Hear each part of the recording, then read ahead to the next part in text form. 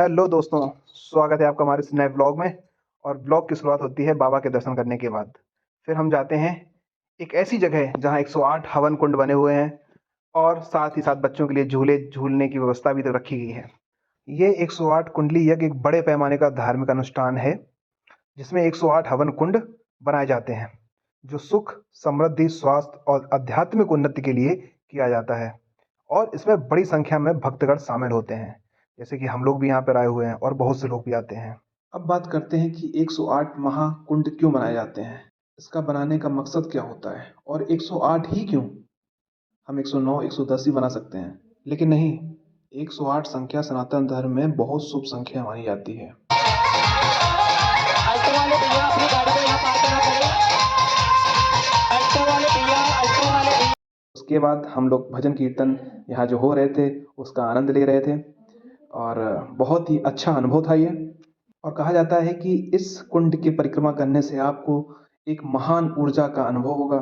तो हम लोगों ने इस कुंड की परिक्रमा की। जब कुंड की तरफ से निकल रहे थे तो बाबा श्याम के दर्शन हो गए। हारे के सहारे की जय हो, बोलो खाटू नरेश की जय हो।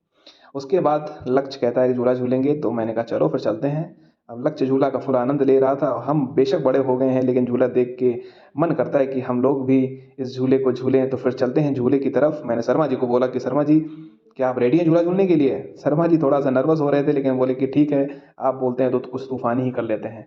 तो फिर अब हम लोग निकल चुके थे झूला झूलने के लिए। एक्साइटमेंट थोड़ा ज़्यादा था क्योंकि सर्दी का समय था, ठंड लगने के भी चांसेस थे, बट कोई नहीं, कहते हैं ना डर के आगे जीत है। तो वो जीतने के लिए हम लोग इस तूफानी रंगमंच में बैठ चुके थे। और जिस तरीके से वो बंद कर रहा था, लग रहा था कि आज जो है जिंदा बचने के चांस बहुत कम है।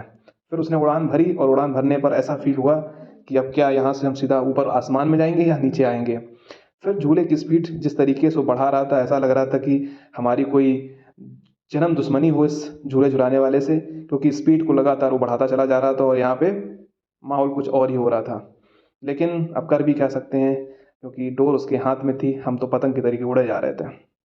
कोई बात नहीं, आज उसका दिन था। मैंने कहा तू उड़ा ले, बाकी फिर मैं देखूंगा तुझे। लेकिन मज़ा आ रहा था। और शर्मा जी घबरा रहे थे, बोल रहे थे मुझे गिडीनेस फील हो रहा है, चक्कर सा आ रहा है।